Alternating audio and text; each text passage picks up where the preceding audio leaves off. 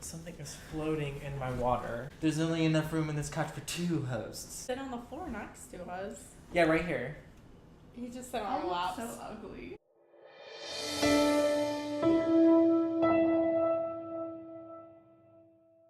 What's up, guys? My name is Andre. I'm Harley. And today we are not reacting to anything, but we are doing a review of Black Panther. We've talked about it a little bit. We talked a little bit about it last night, but we've really given ourselves time to sort of think about it. So we're going to go like point by point, make sure we're all organized, and we want to talk about the things that we want to talk about. First, reactions, overall thoughts on the film. Thick Daddy, 10 out of 10. Oh my God. Thick Daddy Mumbaku. I loved the movie. I thought it was a perfect blend of action, emotional suspense, just like drama, and also there was so much humor in it too, but it was so well balanced out. I know I'm not saying anything original when I say this, but I think this is probably one of the best Marvel movies that has been made. Personally, for me, when I watch a film, it takes a while for me to get into it, but I think Black Panther was one of those films where it was so easy to get into because you're already familiar with T'Challa from what you saw in Civil War. They gave us just enough for us to be interested in the character, and I think this movie really gave that character and Chadwick Boseman a chance to sort of flesh out that character and explore different sides, because the side we saw in Civil War was, very he was grief-stricken, he was vengeful, but this we saw like him actually being like a human, like laughing, joking, and crying, all those sides that we didn't get to see in Civil War. So that was great.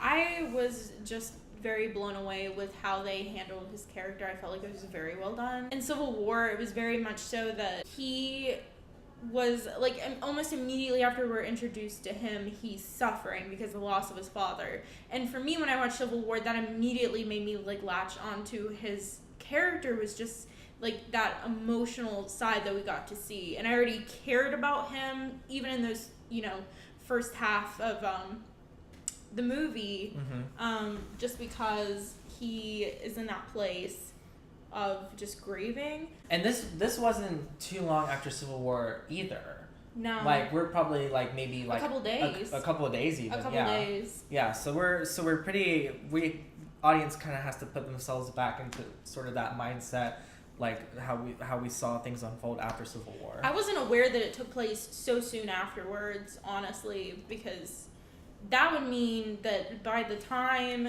like Civil War like ended and they put Bucky back in like cryo freeze essentially, that like maybe like 2 or 3 days later T'Challa is back, and he doesn't even want to at that point like really take up the mantle of king so much, because he is still grieving his father at the beginning of this movie, and I feel like he won't ever stop, but like I feel like the beginning of it is more of that like focus. So plot, so we're going to talk about characters and their development. We love character development, but before we talk about that, we're going to talk about pacing. That we didn't talk about this before. We were generally just talking about characters, but pacing of this film, what did you think? I felt like it was well paced. I honestly don't know how long it ended up being, but I was never bored. I was never like, like, what time is it? Yeah, right. Like, because during some movies, like, if there are, like, slower scenes and stuff, I'm like, well, when's this going to pick up? Or, like, if it's too quick, I'm like, what the hell is happening? I don't know what's happening. But I feel like the movie handled pacing, like, very well. Yeah, I thought this film was very well paced. I did feel the length a little bit after Killmonger sort of defeats T'Challa, but I think it was only for a little bit, but that's just me. I get bored very easily. And so now, like, characters, like we talked a little bit about Black Panther already. What do we think about like the supporting cast? The women of this movie were honestly incredible. My favorite character is Shuri, played by it's Letitia Wright. She was honestly just lovely. Like, I loved her humor. I just kept laughing like throughout her entire lines. I love the way her relationship with T'Challa was very much that of like siblings. Yeah. And like the way she was just like ribbing him and stuff, it was honestly hilarious. But I think the movie did a great job in giving her depth at the same time. Oh yeah. Because it's so easy for a character like that to fall in just comedic relief. But then after Killmonger sort of defeats T'Challa, we get the sort of She's we emotional. get the depth. Yeah, we get the depth and the emotional depth of that also, character. Shuri is very, very smart. She's a genius. Yeah. Honestly, I think it's been confirmed that she's like smarter than Tony Stark himself. Wait, I wouldn't believe that. Yeah, like I mean, then that scene when she was like showing T'Challa all the new like weapons and designs, and when she says just because something works doesn't mean it can't be improved upon. I'm like, I feel like Tony Stark would never say that. I feel like like it works. Time to move on to the next thing. She's just like her innovation in like the world of like Wakanda itself in the country is just beautiful, and I love it even more because she is a teenager doing all of these incredible things. Yeah, and it just shows that teenagers themselves have so much potential to just like change the entire world. T'Challa relied on all of the women in his life. He relied on them for advice, to have his back fighting, everything else. There was never a moment when I felt like T'Challa looked down on any of the women or that like they were lesser than him. They were all equals, and he showed that throughout the entire film. So I think this sort of leads into our next topic, which is like realism, like the believability of the universe. And I think even though that Wakanda is ruled by a king, I still feel like it's a very matriarchal society. Mm-hmm. I mean, he's protected by a guard of women, you know. I especially loved T'Challa's sort of coronation, I guess you could call it, where they were sort of at that waterfall, and I was telling you on the ride home, like just like the raw culture and tradition you saw in that scene was just so like mind blowing. Honestly, my like, mouth was wide open. Yeah, there's like so much behind that, but like the movie didn't feel the need to explain any of the things that they were doing. No, because they shouldn't have had to. It was like it was something. I feel like this film was something very much embedded in Black culture, and it's beautiful like just the way it is, and it took that culture and expanded upon it with Wakanda and all of like the like high-tech innovations that they have, but they kept to like the African roots of everything, and it was beautiful.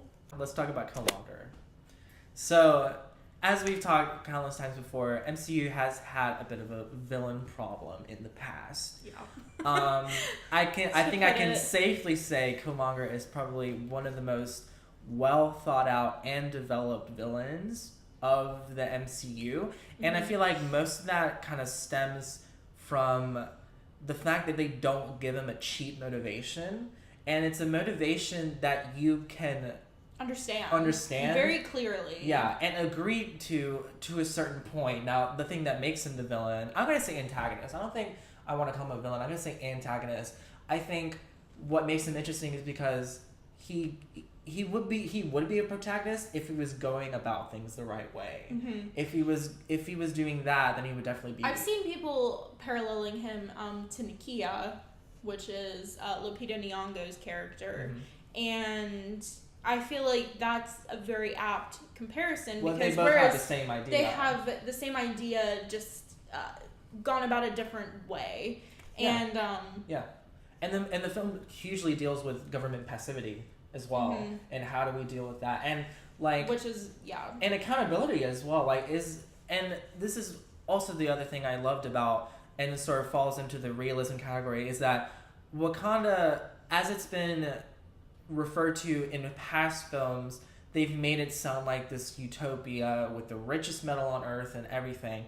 And then when we get to see this film, as the film progresses, you get to see that sort of utopian status stripped away, and it's not. It's like any other country. It has its faults. It has its responsibilities. Everything like that. And the big question is, should Wakanda have had a hand in sort of protecting their people and risk that secret of advanced technology? It's like a really compelling narrative when you really think about it. I really like that. Going back to like Killmonger himself, I think Michael B. Jordan did an amazing job. Phenomenal job. I was so very emotional. In the scene where he goes to speak with his ancestors, and it just takes him to that apartment that he grew up in with his father, and his father's there, and it keeps alternating between him as a boy and then him as a man speaking to his father and crying, and it was so moving for me because I feel like Andre was saying, a lot of the villains in the MCU for me personally have been lacking. I love the heroes. Like, I love seeing them emotional. I love having these high emotional stakes and seeing them crash and burn, but then also rise up from the ashes. But to see a villain like that, just so torn between wanting, like, vengeance and, like, retribution and having, like, being stripped of his culture by no fault of his own, and then having to claw his way back and wanting to be king because he feels like he needs to prove something to the world. Yeah. It was so refreshing to see something like that, and also just very, very powerful. I think what really solidified Killmonger as a villain is that, you know, when T'Challa takes him up on the mountain after he's, like, stabbed him, and, like, he takes him to see the sunset, and he's like, you know, I can save you, like, if we can get you better and we can, like, join you. And I feel like him, like, denying that, it's basically saying it's too late. And having that, like, unshakable ideology and motivation is what really solidifies him for me, what makes him real. You know, because I feel like someone who has those, like, beliefs and ideologies are not gonna relinquish them just because they're dying, you know? Yes, I definitely feel the same way. I definitely feel like the way his character was handled and the way that characterization stayed solid throughout the entire movie. There was never a wishy-washy point where I was like, oh, he's going to just, you know, change his mind because, like, he's doesn't have that sort of conviction. No, he, like, kept that conviction until his dying breath, and I really appreciate how they handled that. Okay, so subversion of expectation. What in this movie subverted your expectations going into it? Honestly, all of the humor, just the way that it blended so seamlessly with the action and the drama of the entire movie, I love that so much.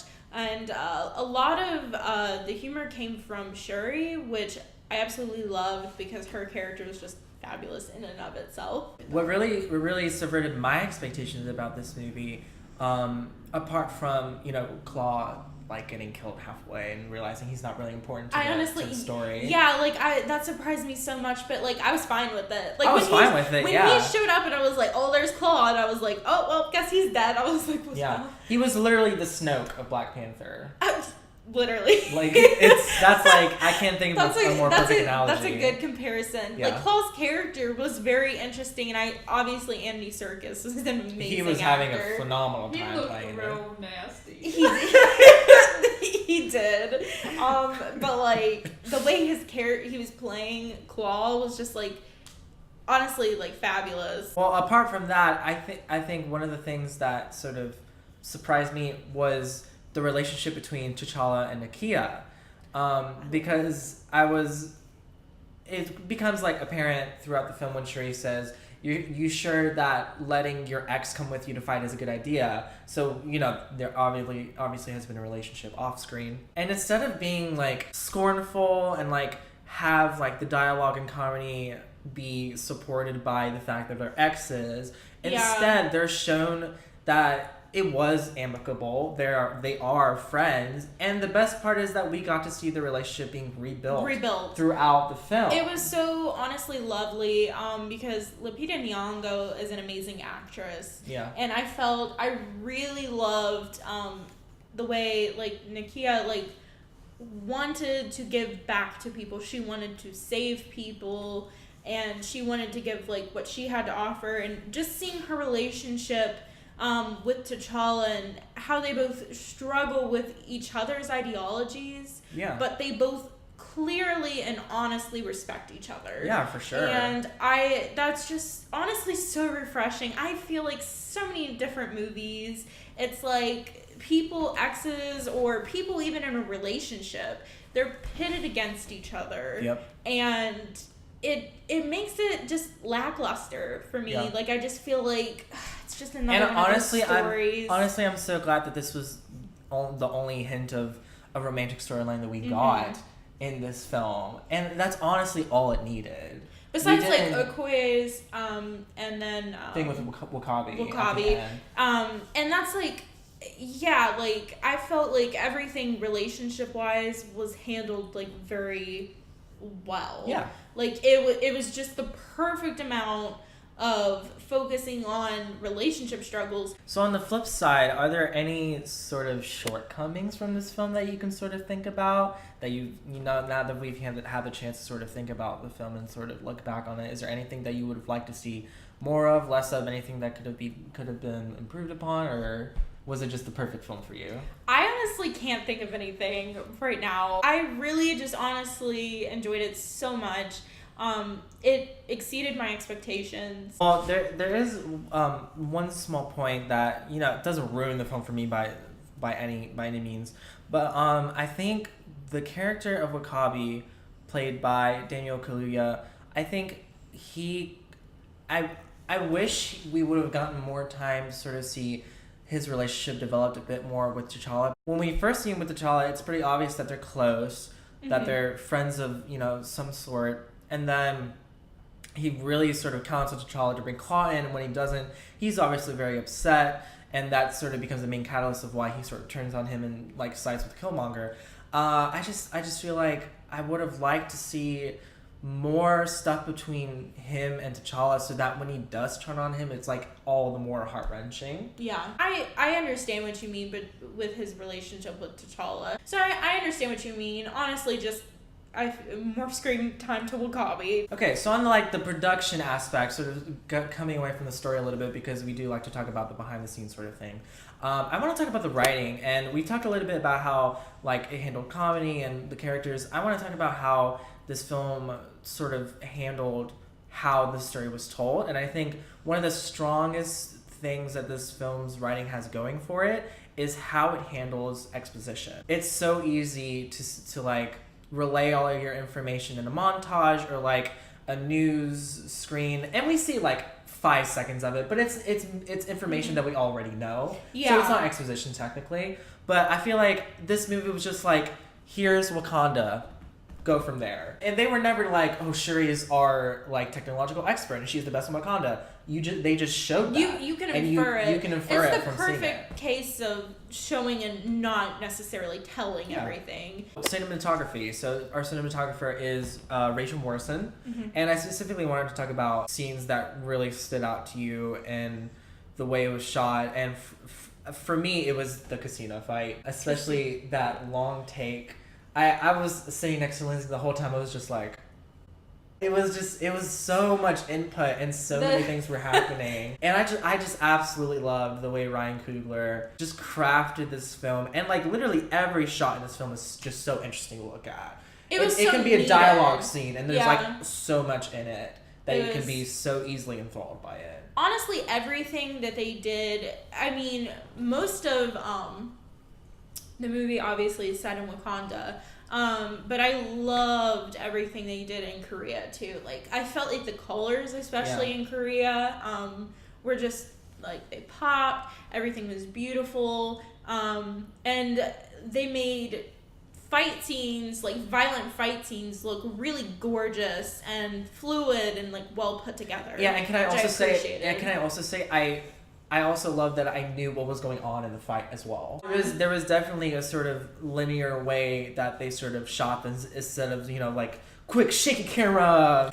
My favorite parts of the fight scene is when Okoye throws her wig off in defense. I was watching a video of Ryan Coogler, like, sort of breaking down the fight scene in the club, and he talks about the moment where Okoye throws the wig at the guy, and he sort of mentions that Okoye from the outset is very upset that she has to wear the wig in the first place, because the tattoos on the door of Malachi's head are sort of a way of signifying that their position and their importance to the king, and she doesn't want to cover it up. Yeah, she doesn't hesitate. Like the first moment she can take it off, she does.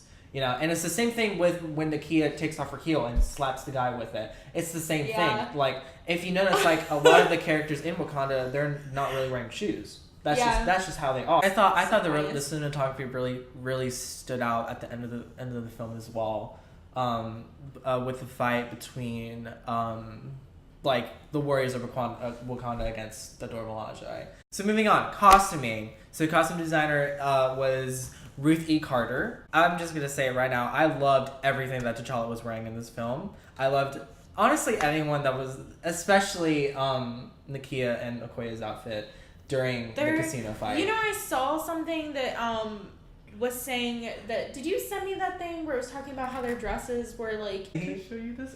It's Black Panther. Yeah, I guess. This is what Lindsay.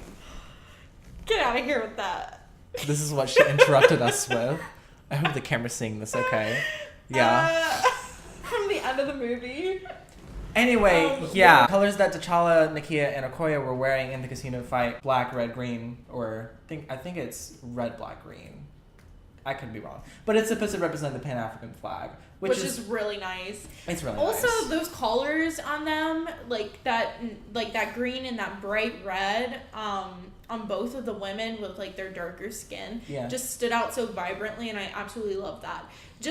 I feel like the color palette for this movie was just so incredibly gorgeous. So and vibrant. Where it's like an homage to like African culture and like the garments and everything else that they wore. Like that moment when T'Challa is coming out to be crowned king, and you look up and you just see like the entire hillside is covered with people who are dancing and in like their traditional garments and everything, and there's so many bright colors. And when I saw that at first, like in the trailer, my mouth just like fell open. I was like, all of these beautiful like colors and like designs and everything else are just so vibrant and like, and there are alive. Historical ties to everything. Like the guy with the lip plate, that's like an actual thing. Like what T'Challa's mother was wearing is also an actual, like, for the part of the culture. For like the mother of the tribe. Conda is a place that was never touched by colonization. Yeah. And it's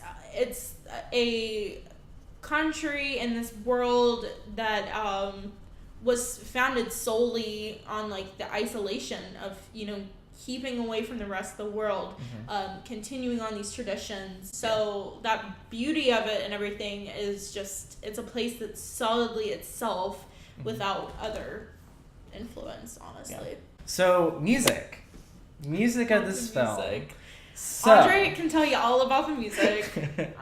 He is a music composition major. Yes, I am. And I want to be a film composer someday. So, yes, I will take the reins of that. I'm going to say I haven't listened to the soundtrack, like the Kendrick Lamar soundtrack, but I've heard some songs. I've really gotten a chance to sort of listen to the entirety of the score written by Ludwig Göransson. And this guy is 33. Like, he's like impressive. Just starting out, and this is his first film. And just like, and the way that the music mirrors the story of the film, it's just honestly, it's just the way it just should be done. We have something like T'Challa's theme in the entire film, like we hear it, and I feel like people will know what I'm talking about.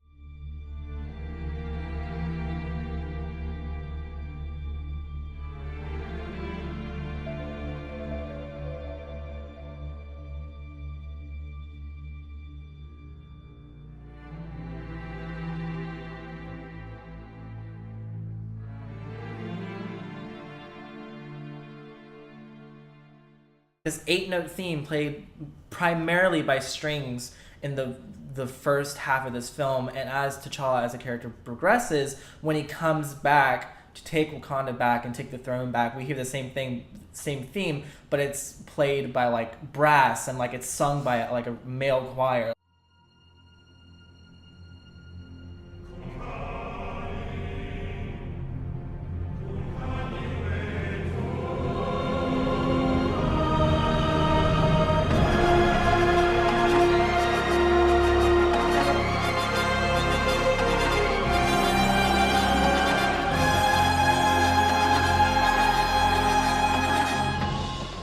He also makes a great distinction between T'Challa's theme and the Black Panther theme.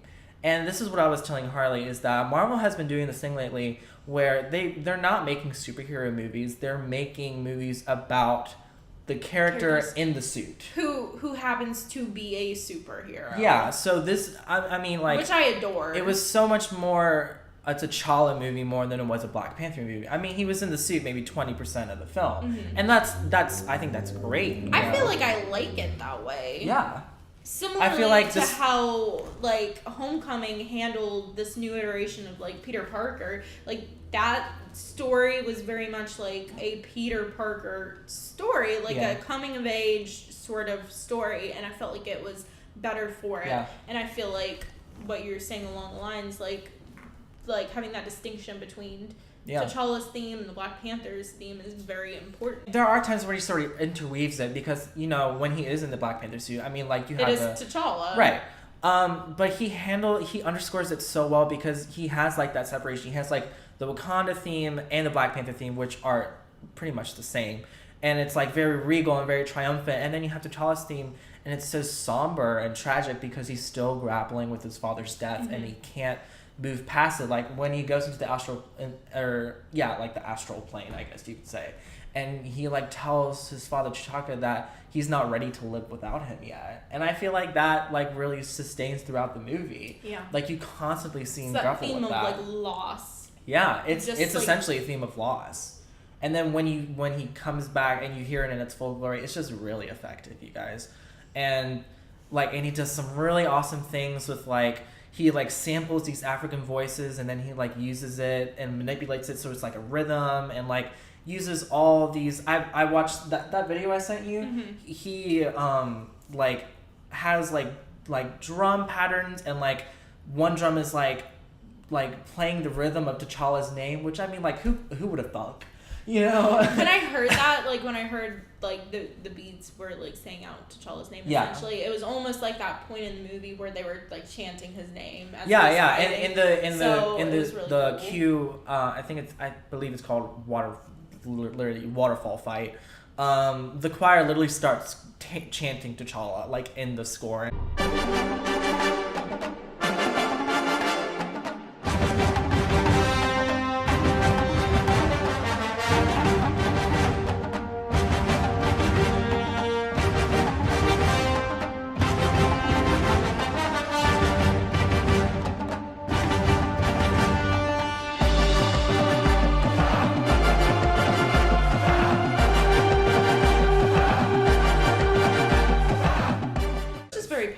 Yeah, and I can't wait to see what else this guy does. And honestly, I hope we hear some of this in Infinity War, because I mean, obviously, Wakanda is going to be a big player, and I hope that, you know, inextricably, Black Panther is also going to be a big part of it. So I hope to hear some of that.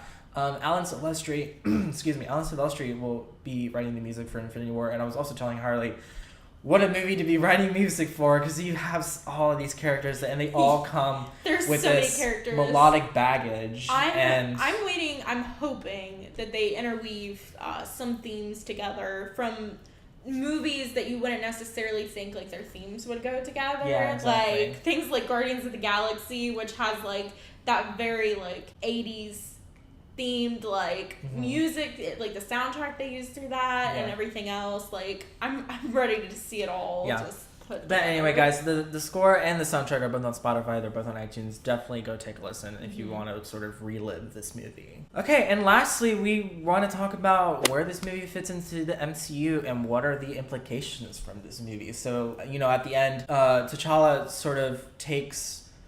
I'm going to say he adopts Killmonger's ideology and decides to offer Wakanda's to, like, weapons. a certain degree and everything else. Like, they say that they're, you know, going to start programs and everything in, like, Oakland and places, like, of need to help their people. Yep. And I feel like that was very special, just the way they handled that. And to see the kids in that point and in that place, the very same place where Killmonger stood and played basketball and then ran up to find tragedy in his home, to see these kids look up and see, like, honestly, what they probably think is, like, a spacecraft over, like, with Shuri, and have that like sort of like hope. Yeah. It was very powerful for me and a Yeah. great way to end the story. Yeah. I want to see, you know, I feel like there are, I mean, like, if I was, I guess, maybe not me, but maybe in someone in that world that has, like, sort of empathized with Killmonger's journey as a person would probably be thinking, well, where were they when, you know, our people were sort of being, you know, ostracized and oppressed. And maybe that's all going that. to be some backlash maybe in the second one. I'm Yeah. assuming there's going to be a second one. I can't That could, wait. that could be an interesting storyline. I mean, I honestly... I mean, apart from dealing with whatever fallout It's going Infinity to War be is from really behind. the Infinity War, which I'm sure is going to be a huge ass... We're not talking about something or another. Or obviously we have the end credit scene where, you know, Bucky is sort of awoken. They're calling him like White Wolf, which is interesting. Yeah. Well, yeah. This is what I was going to touch on. So we were doing some research because I personally am not like a comic book person. You've read, you know, some. I know some comic book lore and everything else, Yeah. but I'm not particularly in the know about a lot of things Black Panther. Yeah. So. But, and I'm sure there will be people who know this, but essentially White Wolf is a villain in the Black Panther comics. He's actually an adopted person by T'Chaka. I can't remember the full circumstances. But, I mean, this could be interesting because we were also talking about how, you know, if Captain America does die in an Infinity War, you know, we could have Bucky taking up the mantle, or we could have Sam Taking up the mantle. You know, if we're meant to believe that It's just, yeah. Bucky is going to be this villain, which I mean, I don't think I don't think it's what we're expecting, which is exactly where Marvel wants us. That's very true. It could be taken completely seriously, or it can just be like that idea of that they took an outsider in and like took care of him and like all that. That's what I was going to say. Like, I really hope that, like, me personally, like, I felt like the repertoire between Bucky and like Shuri was like very like on very like solid ground. Yeah. Like I feel like he respects her and that she wants to help him. For sure. And I don't want to see any bad blood or anything else between Bucky and any of the people of Wakanda. First of all, because honestly Bucky's broken enough. I don't want to see the people of Wakanda beat his ass. But I mean, because they could. But I mean, easily. I could see it happen if you know, maybe, I mean, I'm assuming that Shuri has been hard at work and trying to get those trigger words out of his mind, but maybe she didn't get all of them, and he gets triggered and he becomes the White Wolf. That's another possibility. Like, I really there's so don't many want things. that. I'm holding out hope that it's just the kids at the end calling Bucky White Wolf is just an insinuation that the people of Wakanda have essentially taken him in, adopted him in a sense to help him. It could be a saying in Wakanda. Like, that's also very true. Yeah. Like, I don't know the background of that either. Alright guys, so if you like this video, please don't forget to like, comment, share, subscribe, all that good stuff. Next week we're going to go back to our regular reaction videos, unless something comes up and we want to talk about something else. Pretty soon, the spring airing date of Gotham is going to be coming back on, and I would like to do reactions of Gotham because I adore that show. Or even reviews. We could do We could do reviews as well. Okay, that's it? That's Good? it. Alright, bye guys. Bye.